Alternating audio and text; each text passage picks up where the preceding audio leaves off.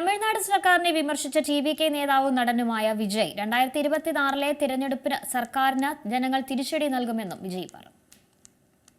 ജനങ്ങളുടെ അടിസ്ഥാന സൗകര്യമോ അവർക്ക് വേണ്ട സംരക്ഷണമോ നൽകാത്ത സർക്കാരിന് വരുന്ന നിയമസഭാ തെരഞ്ഞെടുപ്പിൽ ജനങ്ങൾ തിരിച്ചടി നൽകുമെന്ന് തമിഴക വെട്രി കഴകം പ്രസിഡന്റും നടനുമായ വിജയ് 2026 തെരഞ്ഞെടുപ്പിലൂടെ അധികാരത്തിലെത്തുക ജനങ്ങൾക്ക് വേണ്ടി പ്രവർത്തിക്കുന്ന സർക്കാർ ആയിരിക്കുമെന്നും വിജയ് കൂട്ടിച്ചേർത്തു.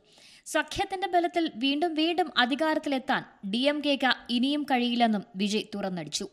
ഡോക്ടർ BR അംബേദ്കറെക്കുറിച്ചുള്ള രചനകൾ സമാഹരിച്ച് VCK deputy general secretary Aadav Arjuna തയ്യാറാക്കിയ എല്ലോർക്കും തലൈവർ അംബേദ്കർ എന്ന പുസ്തകത്തിന്റെ പ്രകാശന ചടങ്ങിൽ സംസാരിക്കുകയായിരുന്നു വിജയ്. ഇപ്പോൾ രാജ്യം മുഴുവൻ ചർച്ച ചെയ്യുന്ന മണിപ്പൂർ വിഷയത്തെക്കുറിച്ച് കേന്ദ്ര സർക്കാർ അറിഞ്ഞ ഭാവമേ കാണിക്കുന്നില്ല. ശുദ്ധജലത്തിൽ മനുഷ്യവിസർജ്യം കലർന്ന വേങ്കവയൽ സംഭവത്തിൽ സംസ്ഥാന സർക്കാർ ഇതുവരെ ഒരു നടപടിയും സ്വീകരിച്ചിട്ടില്ല എന്നും വിജയ് കുറ്റപ്പെടുത്തി. സ്വാതന്ത്ര്യവും നീതിപൂർവവുമായ ഒരു തിരഞ്ഞെടുപ്പാണ് ജനാധിപത്യത്തിന്റെ ആണിക്കല്ല്.